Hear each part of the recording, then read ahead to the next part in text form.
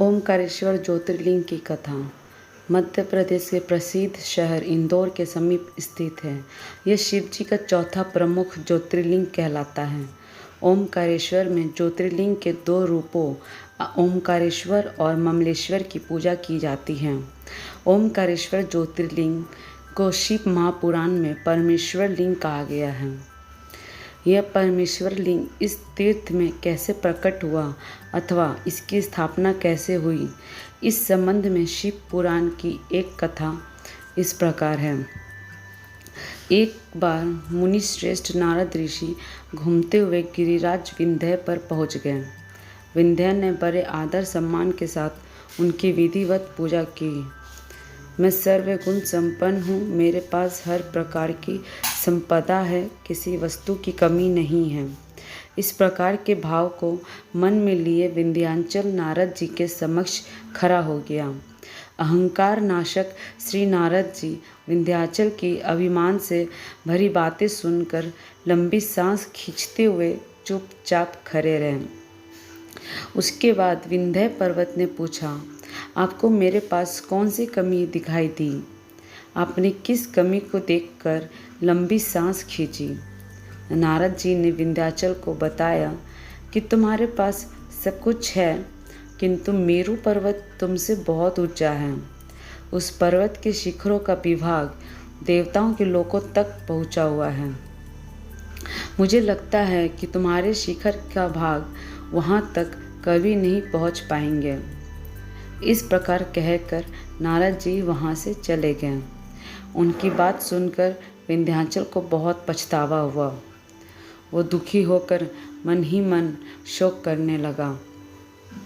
उसने निश्चय किया कि अब वो विश्वनाथ भगवान सदाशिव की आराधना और तपस्या करेगा। और इस प्रकार विचार करने के बाद वो भगवान शंकर जी की सेवा में चला गया, जहाँ पर साक्षात ओमकार विद्यमान है। उस स्थान पर पहुंचकर उसने प्रसन्नता और प्रेम पूर्वक शिव की पार्थिव मूर्ति मिट्टी की शिवलिंग बनाई और 6 महीने तक लगातार उसके पूजन में तन्मय रहा।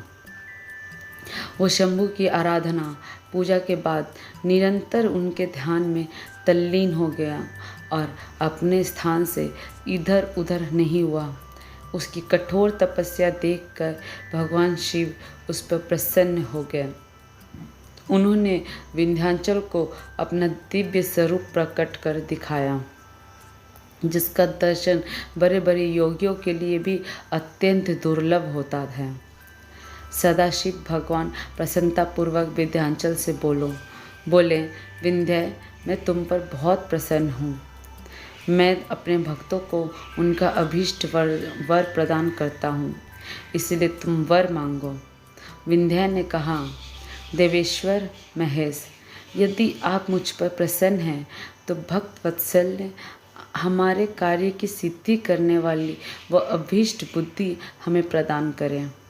विंध्य पर्वत की याचना को पूरा करते हुए भगवान शिव ने उससे कहा कि पर्वतराज, मैं तुम्हें वह उत्तम वर यानी कि बुद्धि प्रदान करता हूँ।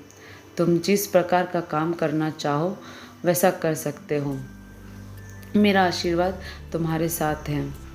भगवान शिव ने जब विंध्य को उत्तम वर दे दिया, उसी समय देवगण तथा शुद्ध बुद्धि और निर्मल चित्त वाले कुछ ऋषिगण भी वहाँ आ गए। उन्होंने भी भगवान शंकर जी की विधिवत पूजा की और उनकी स्तुति करने के बाद उनसे कहा, प्रभु, आप हमेशा के लिए यहाँ स्थिर होकर निवास करें। देवताओं की बात से महेश्वर भगवान शिव को बड़ी प्रसन्नता हुई।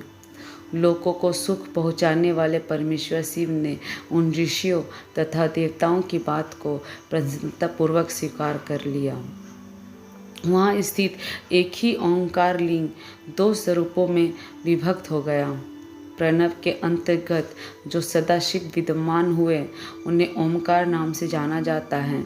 इसी प्रकार पार्थिव मूर्ति में जो ज्योति प्रतिष्ठित हुई थी, वो परमेश्वर लिंग के नाम से विख्यात हुई। परमेश्वर लिंग को ही अमलेश्वर भी कहा जाता है।